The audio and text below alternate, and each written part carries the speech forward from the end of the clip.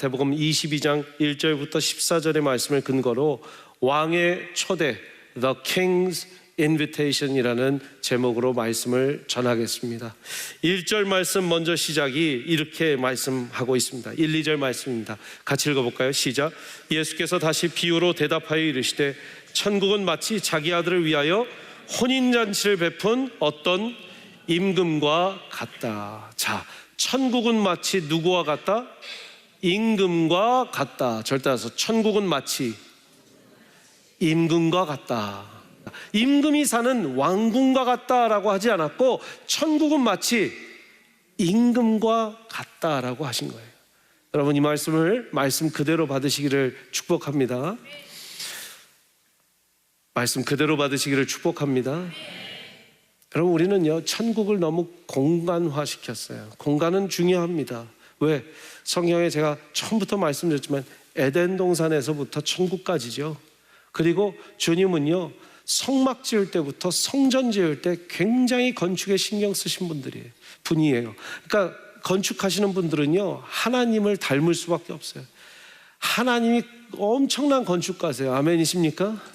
하나님이요 이것을 아주 철두철미하게 딱 몇 규빗으로 지어라까지 정말 정확하게 디렉션을 주신 건축가 하나님이세요. 공간에 대해서 확실하신 분이에요. 그런데 오늘 말씀은 공간이 아니라 임금과 같다고 했어요. 그럼 이 말씀이 왜 그런지 한번 고민을 해봐야 돼요. 여러분, 한번 저와 여러분이 모두 천국 같다고 상상해 봅시다. 이런 얼굴로는 갈 수가 없어요. 천국 같다고 상상해 봅시다. 할렐루야. 여러분, 천국에 있는 거예요. 여러분이 생각하는 all the beautiful things in the world, 세상에 생각하는 가장 아름다운 것들, 가장 좋은 것들이 다 있어요. 가장 맛있는 것들 다 있어요. 가장 누리고 싶은 것도 다 있어요. 가장 갖고 싶은 것도 다 있다고. 뭐가 있어요? 여러분들 웃으시겠어요. 좀 할렐루야. 하고 싶은 운동, 스포츠, 레저, 갖고 싶은 건강. 우리 시니어분들 다시 한번 막 20대 같은 무릎과 허리, 관절 어디 쑤시고 아픈 데도 하나도 없어요. 할렐루야. 금방 날아다닐 것 같아요. 몸매 걱정도 할 거 없어요. 할렐루야. 다 여러분들이 가질 수 있는 모든 걸 가졌어요. 하고 싶은 거 다 할 수 있어요. 근데 예수님 어디 갔어요? 예수님 만약에 없다고 생각해 보세요. Everything but Jesus가 없다고 생각해 보세요. 목사님 천국인데 예수님 어딘가 계시지요? 그럼 어딘가 있다고 생각해 보세요. 여러분, 큰 마을에 어딘가 예수님 하나 살고 계시겠죠. 근데 예수님 너무 바쁘실 것 같으니까 천국에 왔지만 바쁘신 양반을 뭘 그렇게 귀찮게 해. 가끔 찾아가야지. 그러면서 우리는 천국 생활 잘하고 있다? 여러분들이 생각하시는 천국이 가끔 자주 종종 굉장히 그런 생각할 수 있는 모든 좋은 것들을 다 품고 천국이라고 생각하실 수 있는데, 여러분, 아무것도 없어도 예수 그리스도 한 분이 계시면 거기가 천국이라는 거예요. 정말 아멘 하실 분들만 아멘 해보세요. 근데 내가 갖고 싶고 내가 세상 가운데 욕망 가운데 정말 누르고 모든 걸 눌렀을 때 그 모든 걸 가질 수 있고 그 모든 걸 다 정말 바라지도 않을 만큼 갖춘 모든 것이 천국이다, 이렇게 생각하고 예수 그리스도는 어디 갔는지 찾지도 않는 곳이 천국이라고 생각하면 여러분, 그게 천국이 아니라 지옥이죠. 근데 너무나 많은 분들이 천국을 그 정도로만 생각하고 있다는 거예요. 그렇다면 천국이 임금이다, 천국이 왕이다라고 한 것은 그 왕의 통치가 임하는 곳 어디든지, 왕이 계시는 곳 어디든지 천국이다라는 말이에요. 그러면 왜 우리가 신학적으로 어려운 말이지만 already but not yet, 이미 온 천국 그러나 아직 오지 않은 천국이 가능한가? 영어로 oxymoron, 아주 모순적인 말 같아요. already but not yet, 저 따라서 already but not yet, 이미 오신 하나님의 나라 그러나 아직 오지 않은 하나님의 나라, 도대체 영어 문법으로도 우리의 세상의 생각으로도 이해가 되지 않는 말인데, 왕의 통치, 하나님의 통치, 그리스도의 통치가 임하는 곳은 어디든 천국이다라는 것을 당연히 안다면 오늘 내 안에 예수님이 가득하면 내 안에도 천국이에요. 내 생각이 예수님이 가득하다 그러면 내 생각도 천국이 되는 거예요. 우리 가정이 주님이 가득하고 하나님의 통치가 완전히 나의 통치가 아니라 주님의 통치가 일어나 우리 가정이 천국 되는 거예요. 할렐루야. 그러니까 죽어서 가는 천국은 나중에 가겠지만 이 땅에서도 천국을 경험하는 건 왕이신 예수님이, 왕이신 하나님이 나와 함께 계시냐 안 계시냐. 그러니까 천국은 마치 임금이다, 천국은 마치 왕과 같다라고 하신 말씀, 여러분 오늘부터 천국을 공간적인 천국이 아니라 왕의 통치가 임하는 어느 곳이든 어느 것이든 어느 시간이든 어느 삶이든 어느 사람이든 다 천국으로 보시기를 바랍니다. 할렐루야. 그러면요 그냥 행복한 거죠. 왕의 통치를 받고 사는 사람들. 자, 3절 말씀 보는데 그 왕의 통치를 받고 있는 왕국에 사는 사람들을 초청합니다. 그 사람들을 초청할 때 청한 사람들을 혼인잔치에 오라 했는데 3절 말씀 같이 읽습니다. 시작. 그 종들을 보내어 그 청한 사람들을 혼인잔치에 오라 하였더니 오기를 여러분 예수님 믿으세요 하는데 못 믿겠어요. 제가 이게 이해가 안 돼서 못 믿겠어요. 저게 이해가 안 돼서 못 믿겠어요. 오늘 말씀 3절을 근거로 믿지 못하는 게 아니라 믿기를 싫어하는 거예요. 절 보세요. 못 믿는 거랑 안 믿는 건 다릅니다. 제가요 굉장히 오랜 시간 신학을 공부하면서 또 종교 철학과 종교의 이 philosophy of religion을 공부하면서 이 종교 철학을 공부하면서 너무나 갈급했던 게 뭐냐면 내가 누구든지 무엇을 궁금한 게 성경에 대해서 궁금한 게 하나님에 대해서 궁금한 게 있으면 답을 주리라 하고요. 정말 그런 열정으로 공부하고 그래서 보스턴까지 갔어요. 보스턴에 있는 여러분 정말 80개 50마일 안에 있는 80개 대학교 대학원에 다니는 많은 학생들, 제가 캠퍼스 사역하면서 350명 학생들까지 다 관할하면서 제가 섬기면서 그 아이들의 질문, 여러분 MIT 박사들한테 질문 받아보셨어요? 어려운 질문들이에요. 쉬운 질문들이 아니에요. 그런 질문들 막 다 대답하려고 다 해봤어요. 다 공부해봤어요. 근데요 답이 뭔지 아세요? 다 대답해주면 그 다음 주에 또 다른 질문을 가져와요. 그 다음 주에 또 다른 질문, 그 다음 주에 또 다른 질문, 그 다음 주에 또 다른 질문. 보니까 마음의 중심이 안 믿으려고 작정한 사람이지 믿으려고 작정한 사람이 아니에요. 답을 얻어서 믿고 싶습니다가 아니라 어쨌든 안 믿고 싶은데 당신이 답해버리면 어떡해? 나는 그럼 또 다른 더 고차원적인 질문을 가져와 볼게 하는 것이 매주 반복되는 거예요. 그래서 제가 결론을 내린 게 있어요. 믿음은 알의 영역이 아니다. 믿음은 믿음의 영역이다. 믿음은 믿는 거지 믿음은 이해가 되는 게 아니에요. 믿음은요 옛날에 자연농원에 그런 관이 있었어요. 믿거나 말거나. 기억하세요? 믿거나 말거나예요. 왜? 이해가 되거나 말거나가 아니라는 거예요. 그러니까 오늘 말씀 너무 중요해요. 3절에 왕의 초청, 하나님이 천국으로 초청하시는 수많은 사람들, 전 세계 사람들 다 초청했습니다. 근데 안 오는 사람들은 못 오는 게 아니라 뭐 하는 거다? 안 오는 거다. 오기를 3절에 싫어하는 거다. 3절 말씀 다시 한번 보여주세요.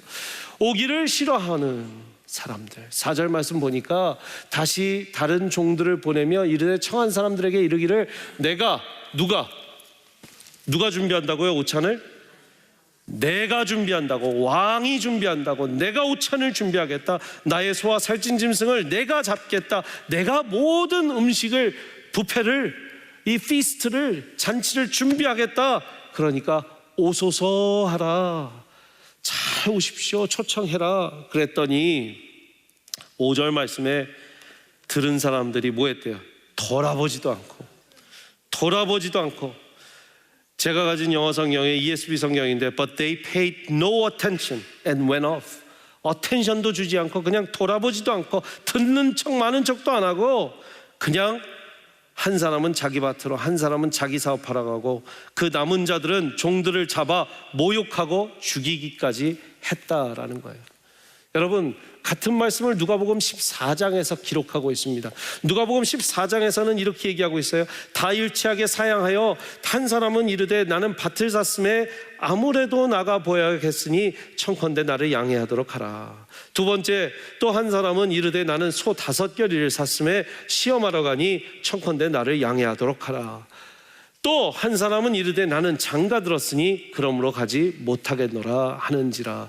못하는 핑계는 많아요. 우리가 일상의 바쁨이 하나님 만나는 장애물이 되면 안 될 줄 믿습니다. 일상에 바쁜 거예요. 난 이거 하느냐고 바쁘고 저거 하느냐 바쁘고 이거 하느냐고 저거 하느냐고. 분명히 그런 얘기 충분히 할 수 있죠. 그러나 왕의 혼인잔치를 왕이 직접 준비하시겠다고까지 작정하셨으면 왕의 통치를 받는 사람은 가야 돼요, 안 가야 돼요? 가야 돼요, 안 가야 돼요? 가야 되는 거예요. 안 갈 사람은 딱 한 사람들이에요. 어떤 사람들? 왕의 통치를 안 받아도 괜찮은 사람들. 왕궁에, 잘 들어보세요, 왕궁에 살지 않고 있거나 그 왕국에 살고 있지만 왕의 통치가 필요 없고 내가 왕인 사람들. I cannot accept you as my king. 나는 당신을 왕으로 받아들일 수 없습니다 하는 사람들. 내가 내 인생 왕입니다. 당신이 내 왕이라고요? 아니요. 당신의 왕국의 땅만 그냥 내가 살고 있는 거고, 당신이 군사력으로 나를 지켜줄지 몰라도 나는 내가 알아서 삽니다. 그게 자신이 왕이 된 사람들의 모습인 것이죠. 사랑하는 여러분, 여러분들은 어느 영역에 살고 계십니까? 왕의 보호받는 영역에 살고 계십니까? 왕의 테리토리에 사는 왕국 사람이면 If you're kingdom people, 왕의 초대를 거절하면 돼요, 안 돼요? 안 되는 것이에요. 왕의 초대를 받아들이시는 여러분들 되시기를 바랍니다. 여러분, 자, 이래서 바쁘고 저래서 바쁘고 다 바빠서 못 간다라는 거, 그럴 수 있겠다 싶어요. 그런데 6절 말씀 한번 보세요. 6절 같이 읽겠습니다. 시작. 그 남은 자들은 종들을 잡아 모욕하고 뭐 했대요? 죽이기까지 했다. Seized his servants and treated them shamefully and killed them. 죽였다는 거예요. 여러분, 자, 이게 이해가 되세요? 이게 이해가 되세요? 왕이 아주 정말 사랑하는 마음으로 당신들을 초대합니다 했는데, 정말 죄송합니다, 바빠서 못 가요, 이 일 때문에 못 가요, 저 일 때문에 못 가요, 이럴 순 있죠. 정말 선한 왕이면 그래요, 이해합니다, 그러면 그 일 보고 나중에라도 연락 주세요 할 수도 있겠죠. 그런데 왕이 그 보낸 초청장을 갖고 간 사람들을 어떻게 했대요? 욕보이고 죽이기까지 했다라는 건 굉장히 큰 퀘스천 마크가 들어요. 왜 그랬을까? 왜 그 정도까지 했을까? 근데 전도해 본 사람들은 알아요. 예수님 믿으세요, 예수님 믿으시면 정말 천국 가시고 좋아요, 예수님 믿으세요 했는데 퇴! 안 믿으면 되지, 왜 침을 뱉냐는 거예요. 왜 안 믿으면 되지, 안 가면 되지, 좀 이런 것 좀 하지 마세요. 좀 왜 화를 내냐는 거예요. 왜 음식을 던지고 왜 우리를 욕보이냐는 거죠. 왜 그럴까요? 여러분, 여기에는 심리학에 굉장히 많은 깊이 있는 고민이 들어가 있습니다. 첫 번째는 당연히 아까 말씀드린 대로 왕을 인정 못해서 그래요. 왕이 내 왕이 아니라고 생각하기 때문에 그래요. 그런데 두 번째, 여러분, 자신의 자율성이, 선택권이 침해당할 수 있겠다고 생각을 해서 그래요. 저 초청에 응하면 내가 그 날만큼은 다른 일을 할 수 없잖아. 그리고 왕의 초대는요, 하루에 끝나지 않습니다. 혼인잔치는 당시의 고대 근동에 적어도 일주일은 가는 그런 혼인잔치예요. 그러면 내가 일주일 동안 아무 일도 못하면 내 이익은, 내 잃어버린 이익은 어떻게 할 거야? 왕이 메꿔줄 거야? 어떻게 할 거야? 하면서 자기의 생각들을 하게 되는 거죠. 그러니까 이 자기의 자율성, 선택권이 침해받는다고 생각할 때 사람은요, 그것을 지키기 위해서, 자신의 자율성을 지키기 위해서 아주 파괴적인 본능이 강박 가운데 나온다고 합니다. 누군가 여러분들 자유를 억압하려고 그러면 어떠세요, 여러분? 막 거리로 나가거나 막 사람들이 이게 말이 됩니까 하면서 막 그러죠. 왜? 자율이 없는 건 어느 인간의 본성도 허용할 수 없어요. 왜? 하나님이 자유의지를 주셨기 때문이에요. 그런데 보세요. 교회 나오세요. 예수님 믿으세요. 첫 번째 반응이에요. 교회 나가면 뭐 이거 못하잖아요. 저것도 못하잖아요. 우리는 주일이에요. 따라해보세요. 주일. 자, 예수 믿는 사람인데 맨날 일요일에 제가 교회 갈게요. 일요일이라고 부르시면 안 돼요. 주일이에요. 그죠? 우리는 주일인데 그분들께는 일요일인데 일요일이라 그러면 제가 뭐 놀러도 못 가고 아유 그걸 왜 해요? 자기의 자율성이 억압받는다고 생각해요. 교회 나가면 술도 못 마시고 담배도 못 피고 이것도 못하고 저것도 못하는 거 아니에요? 자율성의 제한이 온다고 생각하니까 안 하고 싶은 거예요. 두 번째, 인지 부조화와 공격적 합리화가 시작됩니다. 뭐냐? 이 잔치는 왕이 초대했으니까 당연히 가야 되는 것이 옳다고 생각합니다. 그런데 가기 싫은 내 욕망, 내 이익을 챙기고 싶은 생각도 갖게 되는 거예요. 그러면서 나의 이 이익을 해하는 사람은 악으로 규정하고 내가 가질 수 있는 모든 자율성을 또 내가 할 수 있는 모든 일들을 하는 것을 정당성이라고 부여합니다. 그래서 인지 부조화와 공격적 합리화가 시작되는 거예요. 아주 쉬운 예가 이거예요. 여러분, 운동하면 좋아요, 안 좋아요? 운동하면 좋아요, 안 좋아요? 네, 이럴 때도 대답 안 하신 분은 이제 벌써 인지적 부조화가 일어난 거예요. 운동하면 좋아요, 안 좋아요? 좋죠. 운동하면 좋아요. 분명히 좋아요. 그러면 저녁 딱 먹고 운동하면 좋으니까 여보 산책이나 가자 하는데 여보 밥 먹고 바로 운동하면 안 된다고 그랬어. 한 3, 40분은 여기 앉아서 잠깐 TV 보다 나가자. TV 봤어요. 재밌어요. 1시간 지나갔어요. 9시가 넘었어요. 여보 이제 나가자. 밤늦게 나가는 거 아니야. 밤늦게 나갔다가 큰일 나요 요새. 그 나가야지. 마음속에선 운동해야 좋다는 거 알아요, 몰라요? 알아요. 온갖 가지 이유가 다 있어요. 나는 새벽형이 좋은 것 같아. 새벽에 운동하자 우리. 새벽에. 그 다음날 새벽에 운동해야 안 해요? 절대 안 해요. 나는 잠이 늘 부족해서 운동보다 잠이 보약이라고 그랬어요. 정말 하기 싫은 사람 뭐라고 그러냐면 요새 그런 것도 봤어요. 거북이가 오래 사나요? 토끼가 오래 사나요? 토끼는 열심히 운동하는데 빨리 죽고 거북이는 엉금엉금 운동도 안 하는데 오래 사는. 여기에서 마저를 그렇게 너무 열심히 하시면 제가 그러니까 그런 예를 들면서 운동하면 빨리 죽습니다. 막 이런 이론을 펼치시는 분도 속으로는요 운동하면 좋다는 건 알아요. 무슨 말이냐? 진리는요 애들한테 갖다 줘도 진리는 알아요. 예수님이 구주시고 예수님이 정말 우리를 구원하신 분인 거요. 여러분 부인하고 부정하는 사람들일수록 그거 진리 알아요. 근데 그거 인정하고 싶지 않은 공격성, 정당성이 나오는 거예요. 참 신기하죠. 세 번째, 왜 이 사람들은 가는 걸 알면서도 맞다라는 걸 알면서도 그들은 거절했는가? 자신이 정해놓은 우선순위 질서가 흐트러질까 봐 그랬다는 거예요.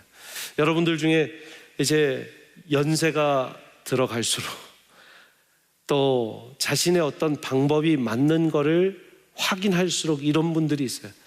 나는 절대로 그건 안 해. 나는 한 번 아니면 아닌 거야. 그래 안 그래요? 성경에 보니까 원수도 사랑하라.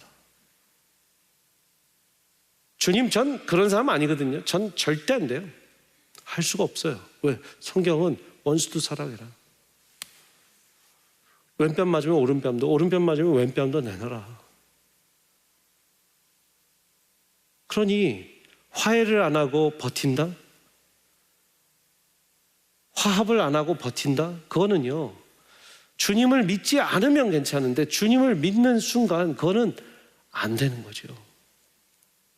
그러니까 내가 가진 우선순위 질서가 흐트러진 사람, 내가 이 시간엔 딱 이거 해야 되고 저건 딱 해야 되고 요건 딱 해야 되고 하는데 갑자기 왕이 초청장을 보냈어요. 그러면 내 일주일이 다 망가져요. 내가 할 계획성이 다 없어져요. 나 이거는 그냥 눈 뜨고 볼 수가 없어요. 내 우선순위가 내 일인데, 내 우선순위가 내 가정인데, 하나님 일을 위해서 이 우선순위를 다 뒤바꾸라고. 나는 그거 못해. 목사님, 저 못하겠습니다.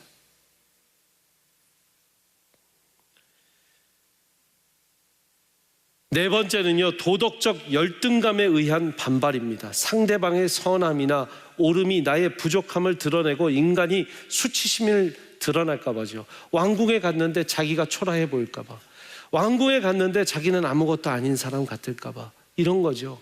여러분, 선이 뭔지 악이 뭔지는요, 토마스 홉스가 얘기했어요. Natural law, 자연법이다. 그래요, 안 그래요?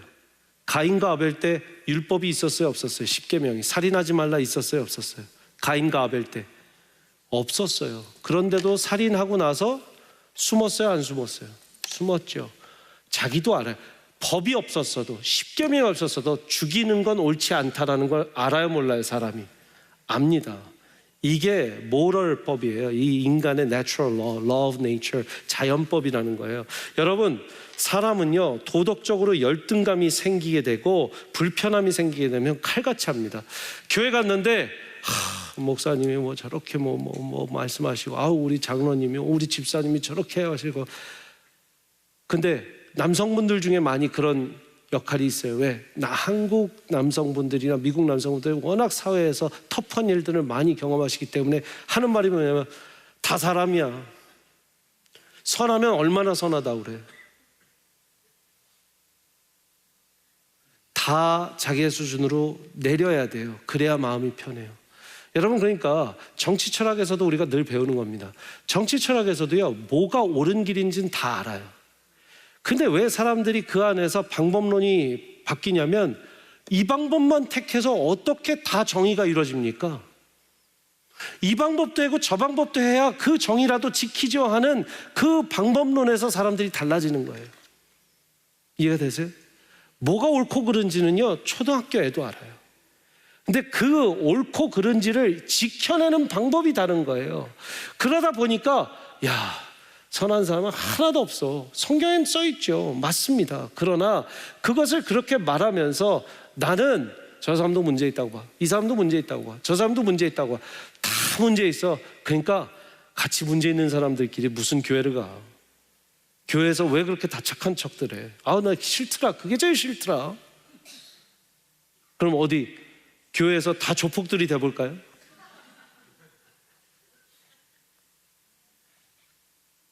무슨 말인지 아시겠어요? 아까 방금 전에 말씀드린 그 부분도 그래요. 자신이 정해놓은 우선순위 질서, 이것이 도덕적 열등감에 대한 반발과 연결이 됩니다. 이런 분들 있죠. 저는요, 목사님, 할 말은 꼭 하고 살아야 되는 사람이에요. 여러분, 안 그런 사람이 어디 있어요? 할 말 하고 싶은 사람, 안 하고 싶은 사람이 어디 있냐고요. 다 속으로는 할 말 하고 싶어요, 안 하고 싶어요? 하고 싶죠? 근데 안 하고 참는 이유가 뭐예요? 성경에 네 입술에 파수꾼을 세우라고 돼 있어요. 남을 건면해주고 세우는 입술이 되라고 그랬어요. 맞아요, 안 그래요? 남의 티끌 갖고 잘못했다고 하는 게 아니라 네 눈에 들보를 보라고 그랬어요. 그게 성경 말씀이에요. 그러니까 우리 입술에 내가 하고 싶은 말 하고 살아야 돼요. 다 똑같은 마음이에요. 그거는 청년도 그런 마음이고 장년도 그런 마음이고 노년도 그런 마음입니다.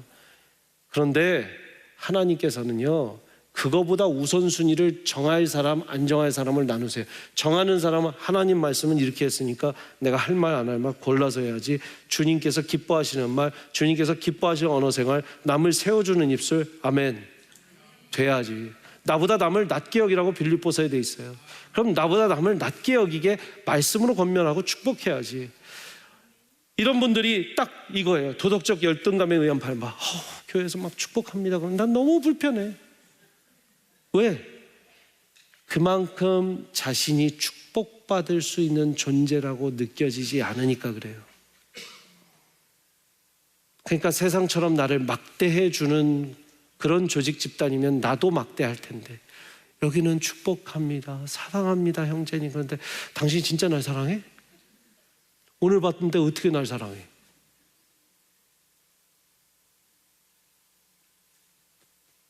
마음에 주인이 하나님이신 분들 조금만 열어보세요. 내가 왜 그렇게 반발감이 있는가?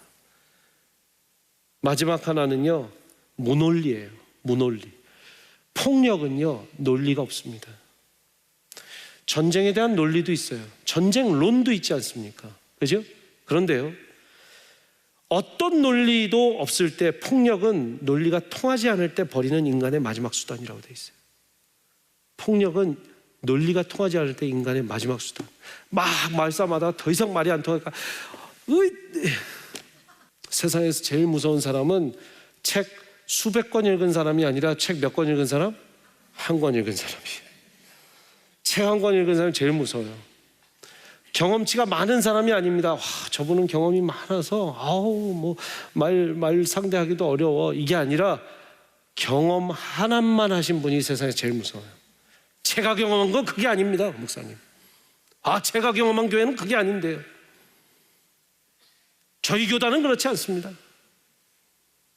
제일 무서워요. 왜? My way, no way. 내 길이 아니면 다 길이 아니다. 내가 맞다, 내가 옳다. 나 이대로 살다 문제 없었습니다. 나 따라오세요. 여러분, 책을 5권만 읽어도 내가 틀릴 수 있겠다, 저럴 수도 있겠다, 이럴 수도 있겠다를 인정할 수 있어야죠. 책 한 권만 읽은 사람처럼 살지 마세요. 아멘이십니까? 자, 그런 이유들로 우리는 주님의 초청을 많이 거절해 왔습니다. 단순히 바쁘다는 이유가 아닙니다. 단순히 왕의 그 통치를 받지 않겠다는 이유가 아닙니다. 우리 안에는 무언가 다 설명하지 못한 반발성과 폭력성과 그것을 정당화하고 싶은 정당성도 있습니다. 근데 그 모든 걸 성경 앞에 무릎 꿇고 우선순위를 성경에 두느냐 나에 두느냐 여러분들 몫이에요. 자, 그렇게 사람들이 오지 않습니다. 그런데 사람들이 오지 않으니 그러면 혼인잔치를 취소해야겠다 합니까? 아니면 사람들이 오지 않아도 혼인잔치는 계속될 거다 합니까? 계속되지요. 자, 그 사람들이 안 와?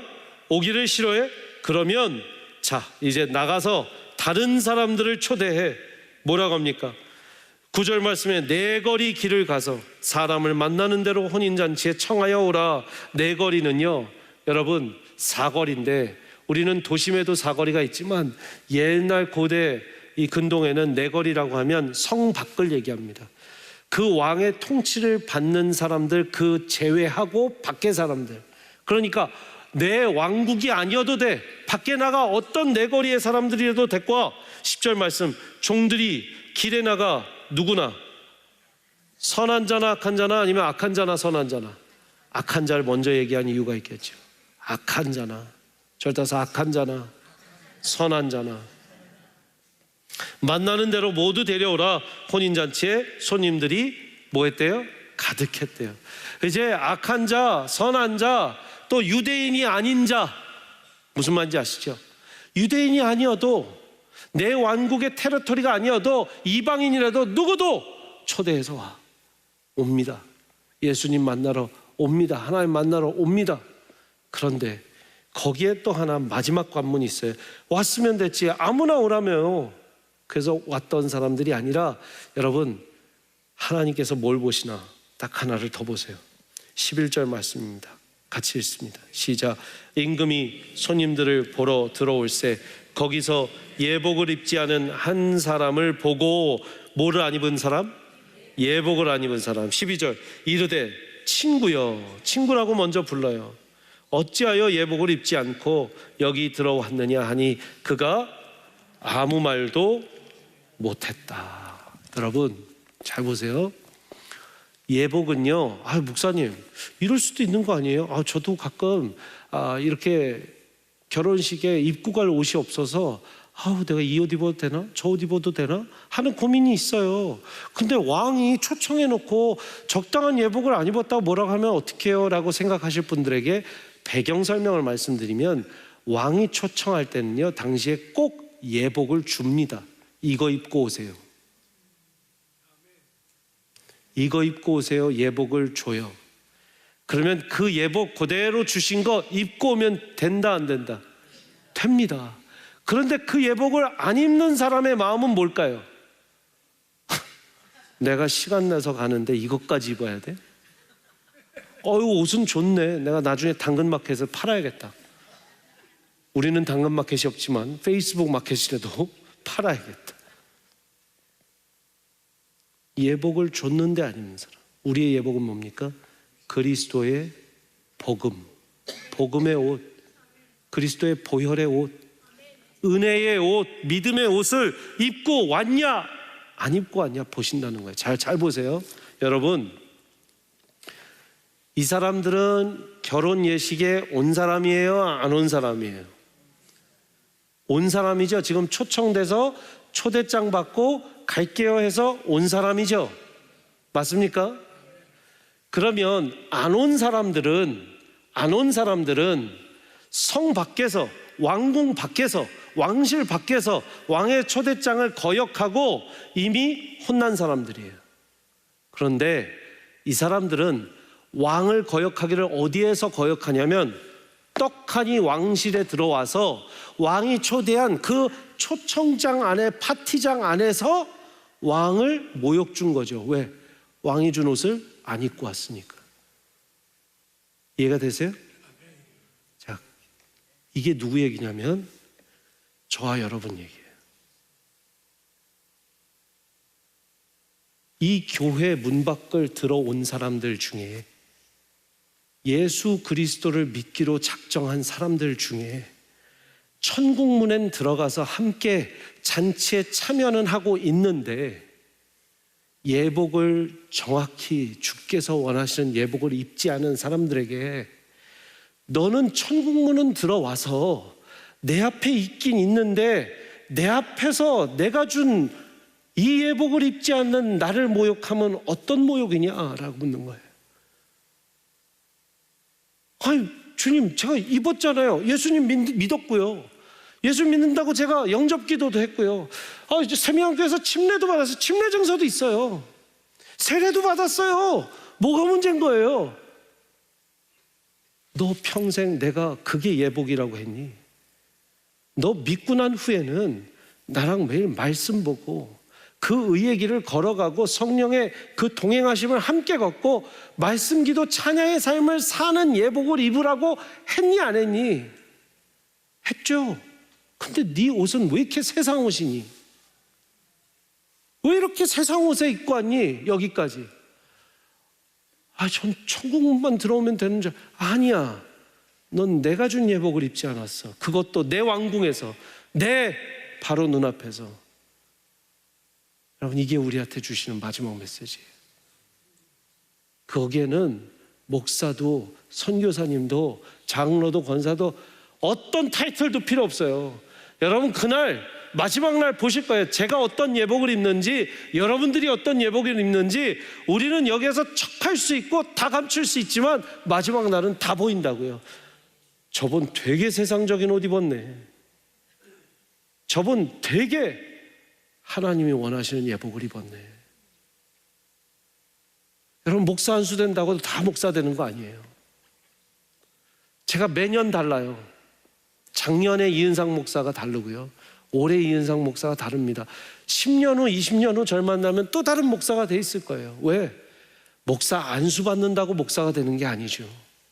김 교수님, 의사 자격증 딴다고 의사가 되는 게 아니잖아요. 수술실에서 저렇게 환자 한 사람을 위해서 비행기 타고 날라와갖고 환자 한 분을 이송해 가는 의사가 있는가 하면, 동네에서 애들 그냥 소아과에서 주사 맞춰주기도 귀찮아하고 그냥 물 많이 드시고 잠 많이 자고 다음, 그 사람도 의사는 의사예요. 목사가 다 똑같은 목사가 아니고 성도가 다 똑같은 성도가 아니라는 하나님의 말씀이 뭐냐면, 예복을 진짜 입었냐?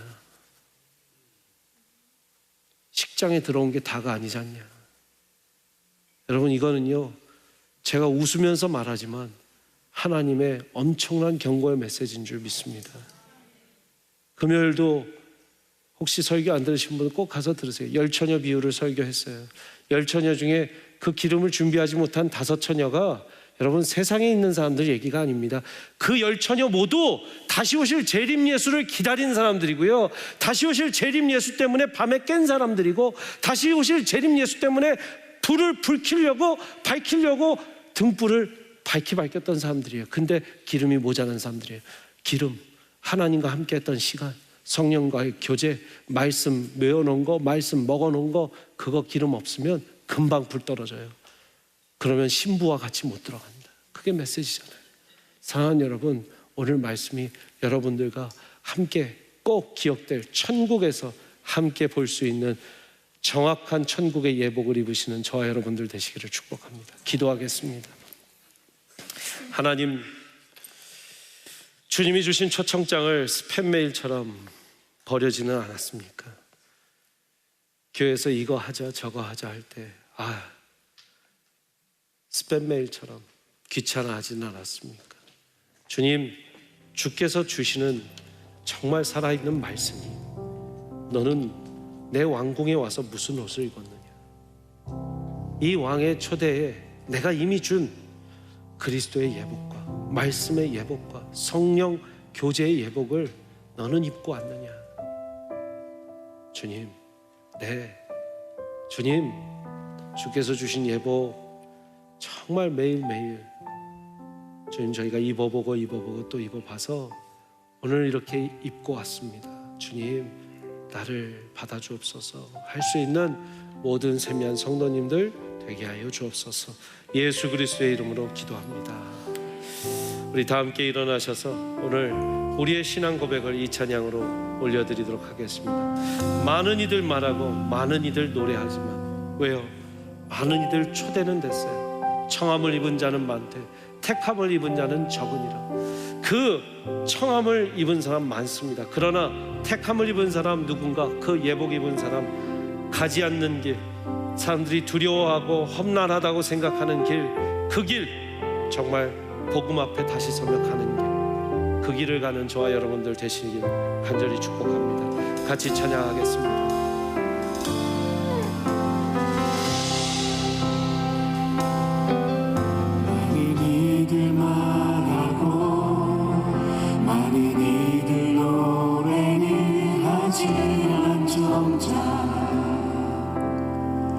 가지 않는 길, 두려운 생각보다 많이 힘들고 험한 길보다 그저 말로만 달려. 다시 한번 많은 이들 말하고 많은 이들 말하고 많은 이들 노래를 하지만 정작 가지 않는 길, 두려운 생각보다 많이 힘들고 험한 길보다 그저 말로만 가려기에 점점 멀어져만 가네. 내게 생명 주었던 점점 이용하려 하네. 점점